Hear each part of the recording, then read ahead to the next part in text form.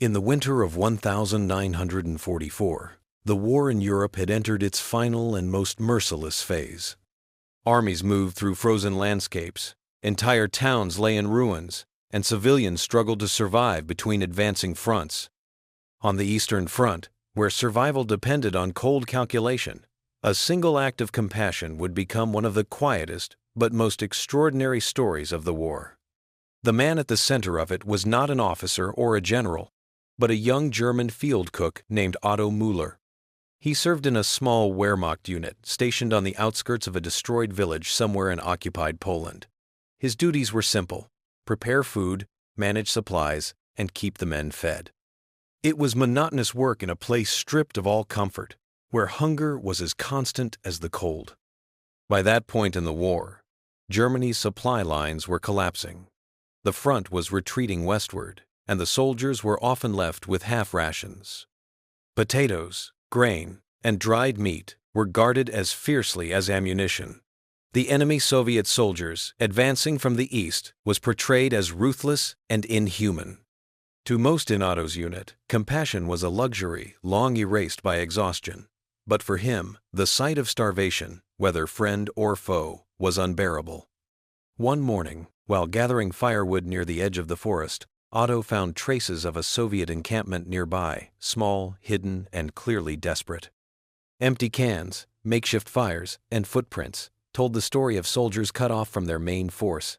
They were likely wounded or lost during the last skirmishes. He realized they were only a few hundred meters away, surviving in the same bitter cold as his own men, without supplies or shelter. He returned to camp uneasy. His duty demanded loyalty, but his conscience whispered otherwise. Each night, as he distributed the meager rations to his comrades, he imagined the enemy soldiers in the dark, freezing, and starving in silence. War had stripped men of names and faces, but he could not stop thinking that hunger was the same for everyone. A few days later, he made his decision. Using what remained from the kitchen stores, a few loaves of bread and scraps of dried meat, he slipped away after nightfall and left the food near the edge of the forest. He returned before dawn, unnoticed. The next day, the food was gone. There were no signs of violence, only footprints leading back into the trees. He repeated the act again and again. Each night, he left food in the same place, hidden beneath a fallen branch, and each morning, it disappeared. The exchange was silent, invisible, and profoundly human. It was a small act that defied the logic of war, a bridge of compassion built in secret between sworn enemies. Otto Müller did not know that this quiet routine would soon alter more than a few lives. It would change the outcome of the battle to come and forever reshape how both sides remembered that winter. In the frozen forests of Poland, winter erased all distinctions between armies. The snow buried uniforms and banners alike, leaving only survival. For Otto Müller, the line between enemy and human had already begun to fade. Each night he carried food into the woods, leaving it where the trees grew thickest. He never saw who came to take it. He never heard a word. Yet he knew that someone, perhaps several men, was alive because of it. The forest was silent, except for the wind and the distant echoes of artillery. Otto worked carefully, wrapping bread in cloth to keep it from freezing, tying bits of meat together with string. He moved like a ghost, guided by instinct and fear. Discovery would mean court-martial or worse. In the late stages of the war, mercy was treated as betrayal. The military police punished even small disobedience. To feed the enemy was unthinkable. Still, he continued, each night he made the same journey. The snow preserved the footprints of those who came after him, small, cautious, almost deliberate. He could tell that whoever took the food did not linger. There was no ambush, no attempt to follow him. It was a silent understanding. Food left, food taken, nothing more. Weeks passed, and the forest began to feel strangely familiar. Otto could sense the unseen presence of the men he fed, though he never met them. He imagined them young, exhausted, terrified, much like his own comrades. The same desperation that drove him to pity them also kept them hidden. Both sides lived in fear of the other, and yet both were starving under the same indifferent sky. One evening, his commanding officer ordered increased patrols. Soviet scouts had been spotted nearby. Rumors spread that a small enemy detachment was planning to cut off their retreat route. The soldiers prepared for battle, checking their weapons and reinforcing positions. Otto listened in silence, his heart heavy with dread. The men hiding in the woods, the ones he had been feeding, might be the same enemy his unit was about to engage. That night, he left the food again. Unsure if it would be the last time, he hesitated longer than usual before turning back. The cold bit into his skin, the moonlight sharp and white. He thought of the faces of his comrades and the imagined faces of those in the woods. All of them were trapped in the same web of obedience and fear, waiting for orders that would decide their fates. Days later, before dawn, the sounds of battle erupted across the forest. Gunfire cracked through the still air, and artillery shells tore into the frozen ground. Otto stayed close to the field kitchen, tending to the wounded who stumbled back from the front. Amid the chaos, he wondered if the men he had fed were out there, caught in the same storm. The thought haunted him. By nightfall, both sides had withdrawn, leaving behind a landscape of shattered trees and silence. The following morning, Otto returned to the edge of the forest. The snow was trampled, streaked with mud and ash. But at the place where he had always left the food, he found something new, a small metal button from a Soviet uniform placed carefully on the ground, as if left in thanks. It was a gesture so small that it could have been meaningless. But to Otto, it meant everything. It was proof that compassion, even hidden in war, had been seen. It was the first time he realized that his silent act had become more than kindness. It was a fragile form of understanding between enemies who would never meet. By February 1945, the front lines in Poland were collapsing. The German army was retreating westward in chaos, pursued by advancing Soviet forces. Villages that had once been outposts were abandoned overnight. The air smelled of smoke and frost, and the ground was littered with the remains of battle shell casings, burned wagons, frozen uniforms, half buried in snow. For Otto Müller, the war had become a series of endless evacuations. He and his unit moved constantly, following orders to regroup with other divisions further west. The men were exhausted, many half-starved. Otto's small field kitchen, once a minor post of routine, became the heart of survival. The soldiers came to him, not only for food, but for the illusion of normalcy. Even a thin soup was enough to remind them of life before the front consumed everything. He continued to think of the soldiers in the forest, the unknown Soviets who had taken his offerings. As his unit withdrew, he wondered if they were still alive, if they too were moving westward through the devastation. The war was no longer a matter of nations or victory. It was a slow, grinding struggle to stay alive until the snow melted. The retreat was relentless. Roads were packed with trucks, artillery, and wounded men trudging through mud and ice.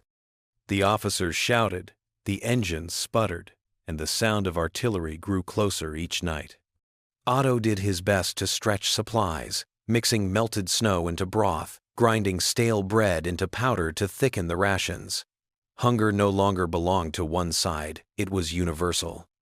Then came the order that changed everything. His unit was to hold a defensive position near a river crossing, delaying the Soviet advance long enough for civilians to evacuate. It was a hopeless command. The men built makeshift trenches in frozen soil, knowing they would not hold for long. Otto set up his kitchen behind the lines, boiling what little remained of their food supply. The next morning, the attack began. Artillery thundered from across the river, shaking the ground. Soviet troops pushed forward under cover of smoke, crossing the ice in waves. The defenders fought desperately, but the line began to crumble. Otto worked amid the chaos, tending to the wounded and carrying hot water to those freezing in the trenches. As the fighting intensified, something unexpected happened.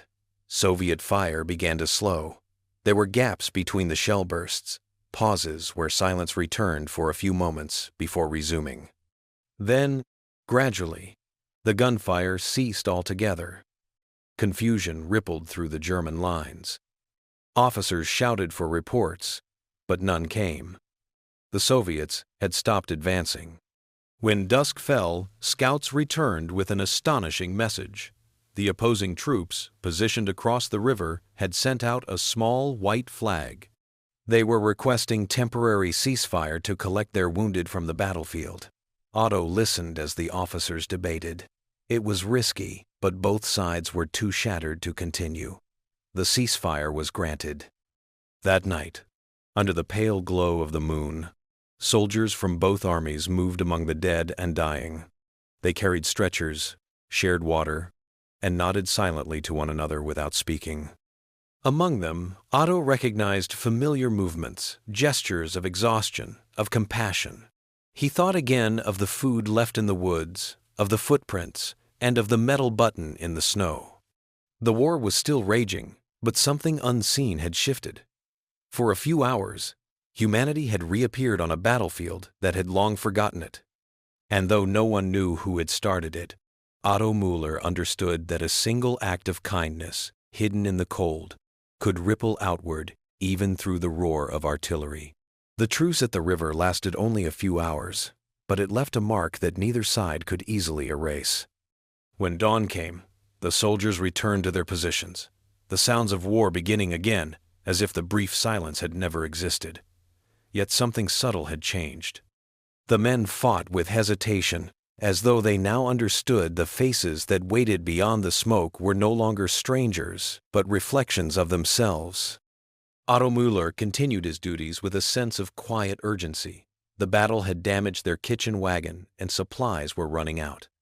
Still, he found ways to stretch what little remained, mixing melted snow into soup, scraping burnt residue from pots to salvage calories. The men came to him in small groups, exhausted, their hands shaking from the cold. He gave them whatever warmth he could provide. When night fell, the field around the river was strewn with debris. The sounds of gunfire faded into the distance, replaced by the low hum of wind across the ice. Otto went out to collect fallen cookware scattered during the retreat. The battlefield was eerily still.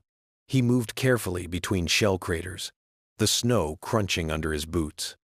Then, near the edge of the riverbank, he noticed movement, faint, cautious, almost invisible. Across the broken ice, shadows moved among the bodies. Soviet soldiers were retrieving their wounded, just as agreed. They worked silently, dragging stretchers through the snow. Otto stood still, unsure whether to hide or help. Then he saw one of them stumble, collapsing beside a wounded comrade. The sight pierced him. The enemy was human again, a man exhausted, starving, and dying in the same frozen night.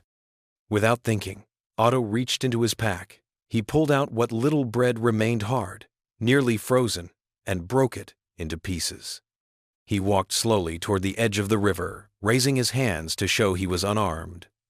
The Soviet soldiers froze, uncertain whether to shoot or run. For a long moment, no one moved. Then Otto placed the bread on the snow and stepped back. The soldiers on the other side watched him carefully. One of them crossed the ice, trembling from fatigue. He picked up the bread, hesitated, and gave a brief nod before retreating into the shadows. There were no words, no gestures of gratitude, only silence, heavy and real. Otto stood there for a while, the cold air biting at his face. Above him, the clouds parted just enough to reveal a pale strip of sky. He realized that, in this place, where everything was reduced to survival, a simple piece of bread had become a bridge between enemies. It was not politics or strategy, just hunger met with mercy.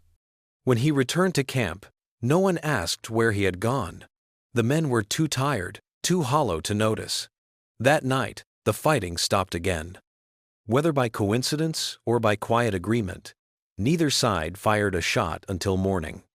Over the next days, the ceasefires grew longer. Small groups crossed the river under white cloths, exchanging wounded, water, and even brief nods of acknowledgement. Word spread through both camps that an unspoken truce had taken hold along that sector. No one could explain how it started, but it remained. Otto kept cooking. He used what little he had to feed the men on both sides, sometimes directly, sometimes through gestures and silent offerings left in the snow. He never sought recognition. He never told anyone what he had done. But among soldiers, stories travel faster than orders. Soon, whispers spread through the lines about a German cook who shared his bread with the enemy. It was a story no one could confirm, but everyone wanted to believe. In a war defined by destruction, it carried the faint, impossible promise of decency. By late February 1945, the front near the river had become an island of quiet in a sea of chaos. Battles raged to the north and south, but along that narrow stretch of frozen water, both armies seemed to hesitate. Commanders from both sides demanded renewed assaults, yet the soldiers delayed, citing fog, frozen ground, or broken communications. In truth, no one wanted to break the fragile calm that had taken hold. Otto Müller continued his work as if nothing had changed. His field kitchen was now just a few battered pots and a rusted stove, but every day he managed to create something warm. He served thin soup to his comrades, carried water to the wounded, and occasionally slipped small parcels of food toward the river bank when no one was watching. The truce, unspoken and unofficial, still held. Across the river, Soviet troops dug shallow trenches in the ice, waiting for new orders. They were as exhausted as the Germans. Both sides listened to the same wind, shivered under the same snow, and waited for a command that none of them wanted to hear. For the first time in months, the front had no sound of death, only silence. It was a silence that confused higher command. Reports arrived from the sector describing unusual inactivity. Officers demanded explanations, accusing subordinates of cowardice or sabotage. The frontline soldiers gave vague replies. They blamed the weather, poor visibility, or communication failures. No one spoke the truth that for a few days, enemies had quietly agreed not to kill each other. On one of those mornings, Otto awoke to find the horizon covered in mist. The river was invisible, the air thick with frost. He brewed what remained of their coffee ration and distributed it to his comrades. They drank in silence, staring at the fog as if waiting for it to reveal their fate. When the mist lifted, he saw movement across the river. Soviet soldiers were standing openly, not hiding, their weapons lowered. They seemed to be looking back at him and his men, not as enemies, but as equals, trapped in the same impossible war. For several hours, the two sides simply watched each other. Then, without any command, the Germans began to dig new fire pits, and the Soviets mirrored them. No one fired a shot. Both sides were too tired to fight, too aware of what would happen if they did. In that moment, Otto realized how little hatred remained at the bottom of such a long war, only weariness and the will to survive. The unofficial truce held for 3 days. Then, as news of it reached higher command, everything changed. Reinforcements arrived, bringing new officers who demanded an immediate assault. Orders were shouted, artillery was prepared, and the fragile balance that had protected both sides began to fracture. Otto tried to warn the men that the calm would not last. On the morning the offensive was set to begin, an unusual event occurred. Before the first artillery shell was fired, white cloths appeared again on the opposite bank. A small Soviet messenger crossed the ice, carrying a note written in clumsy German. It was brief and unsigned. It read, "We know there is a cook among you. He fed us when we were starving. Tell him we remember." The officer in charge dismissed it as a trick, but Otto kept the message hidden in his coat. That day, the attack was delayed again due to weather. Then again the next day. By the time orders were reissued, the Soviet forces had already withdrawn from the sector to reinforce another front. The anticipated battle never came. Historians would later mark the incident as a simple tactical withdrawal, a minor movement in the chaos of the Eastern Front. But for the men who had been there, it was something else entirely. They called it the battle that never happened a few days, when compassion, by accident or by will, had silenced war itself. When the riverfront finally fell silent for good, the war continued to collapse elsewhere. The retreating German army was a shadow of its former self, its columns broken, its soldiers weary beyond measure. Otto Müller's unit withdrew again, abandoning the frozen outpost that had, for a brief moment, been a sanctuary of uneasy peace. Behind them, the river thawed, erasing the last footprints of men who had once refused to fight. The days that followed were a blur of mud, cold, and hunger. Otto packed his few remaining belongings into the field wagon and followed the convoy westward. Every village they passed through looked the same: burned houses, empty streets, faces staring through shattered windows. The civilians offered no hostility, only exhaustion. The war had consumed everything. No one in his unit ever spoke about the strange calm at the river. To do so would have been dangerous. Rumors of fraternization or sympathy toward the enemy could lead to execution. The men had silently agreed to forget, or at least to pretend they had. For them, survival was the only truth left. Yet Otto carried the note he had received from across the river tucked safely inside his coat. The paper was creased, stained, and fragile, but it was proof that even in the final months of destruction, mercy had not entirely died. In April, his division was surrounded near the German border. The fighting was brief and hopeless.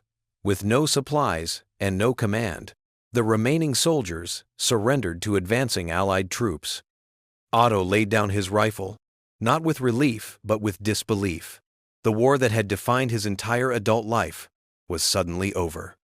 He had spent years feeding others, both comrades and strangers, and now he himself stood in line for food given by those once called enemies. As a prisoner, he was treated fairly. The Allied guards seemed tired, like everyone else. They offered soup, bread, and medical care. Otto ate slowly, watching the hands that served him. He thought of the nights in the forest, the silent exchanges of food in the snow, the moment when a simple act had stopped a battle.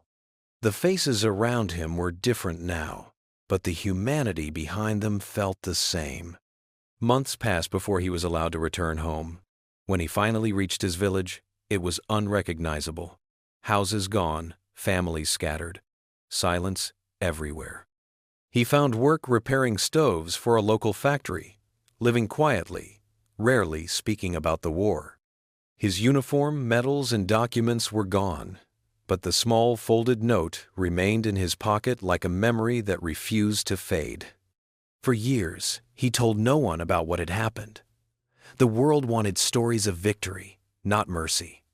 But at night, when the air grew still and cold, he would recall that winter, the bread, the snow, the footprints disappearing into the forest. The war had taught him obedience, yet it was disobedience that had saved lives. He came to understand something that the war itself could not teach, that compassion, once given, survives where armies cannot. The men on both sides of that river had gone on to other battles, or to graves, but for a few days they had been simply human, freed from orders, connected by hunger and kindness.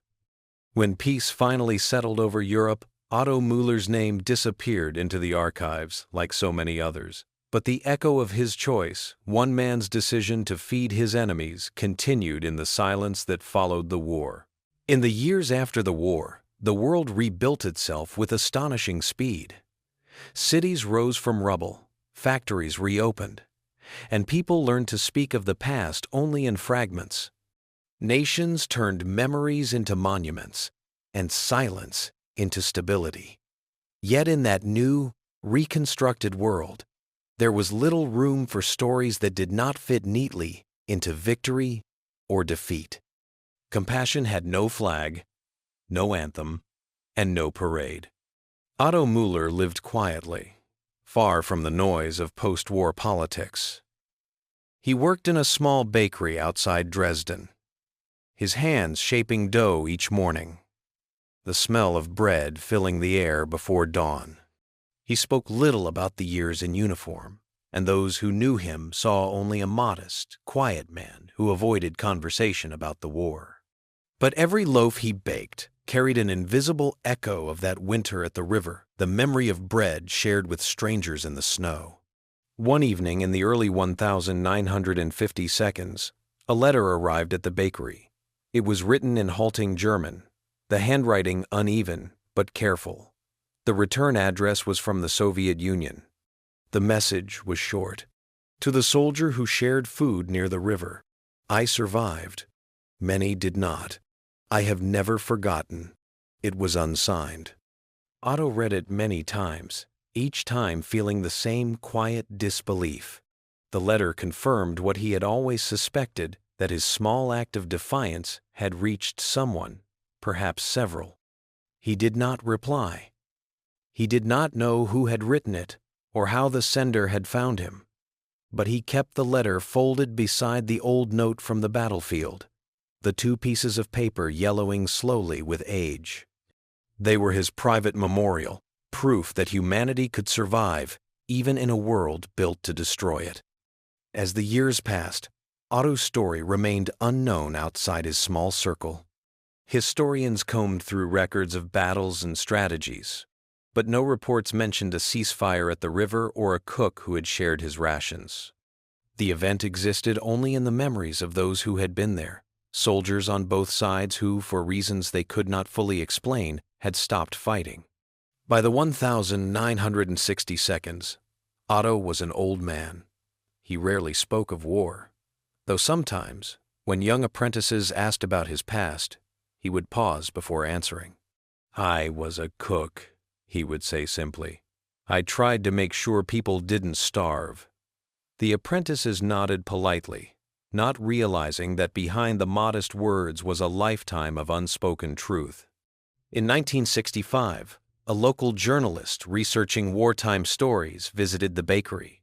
He had heard rumors of a German soldier who fed his enemies. Otto answered his questions carefully, offering no names, no dates, no locations, only the outline of an event. The journalist wrote a short article in a regional newspaper titled "The Bread of Peace." It described a nameless cook who had defied war through kindness. The piece went largely unnoticed, printed between reports of elections and weather forecasts. Still, a few readers clipped it and kept it. Among them were veterans who recognized something familiar, a faint memory of a battle that had never happened, of a silence they could not explain. Letters trickled in over the following months, from former soldiers on both sides. Most contained only a few words. I remember, or it was real. With Company 10, Meinl Day. With company, with company, with company, with company, with company, with company, and with company. Otto never sought recognition. He replied to none of them. His story belonged to the quiet, not to history books or ceremonies. Yet in the years that followed, the rumor of his act would travel farther than he ever imagined, whispered by those who believed that even in war, one man's mercy could change everything. By the 1970 seconds, the world had moved far beyond the war that once defined it. Nations that had fought to destroy each other now traded goods, shared embassies, and exchanged tourists.